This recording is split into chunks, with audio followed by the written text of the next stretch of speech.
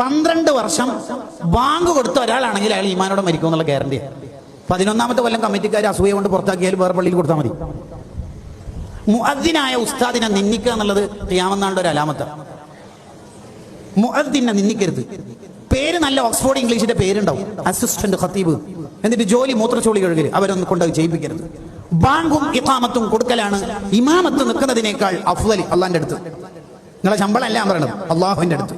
വമൻ അഹ്സനു ഖൗലൻ മിമ്മൻ ദഅ ഇലല്ലാഹ് എന്ന ആയത്തിന്റെ തഫ്സീറിൽ കാണാതെ ഭയങ്കര പവറാ. ബാങ്ക് കൊടുത്താലുള്ള പവർ നിങ്ങൾക്ക് കേൾക്കണോ? വലാ മദറുൻ വലാ ഹജറുൻ. ബാങ്ക് കേൾക്കുന്ന കല്ലും മരങ്ങളും എല്ലാം ഈ മനുഷ്യന് വേണ്ടി സ്വർഗം കിട്ടാൻ സാക്ഷിക്കും. എത്ര കല്ലും മരങ്ങളും മുഖരി ഉസ്താദിനുണ്ട് ആഖിറത്തിലെത്തുമോ നമുക്ക് എന്താ ഉള്ളത്?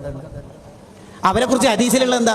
എല്ലാവരും ഖിയാമത്ത് നാൾ പേടിച്ചിട്ട് ഇങ്ങനെ നിൽക്കുന്ന സമയത്ത് ബാങ്കുകാരെന്താ അത്വലുന്നാസി അയനാക്കൻ പിരടി നീണ്ടിട്ടാ ഉണ്ടാവുക എന്ന് പറഞ്ഞാൽ കുറെ അർത്ഥമുണ്ട്. അതിലൊരർത്ഥം ഇതെന്താ വിചാരണക്ക് വിളിക്കാതെ കുറെ സമയമല്ലോ അല്ലേ? ഒരു അഭിമാനത്തോടെ നിൽക്കും അത്രേ. അത്വലുന്നാസി അയനാക്കൻ.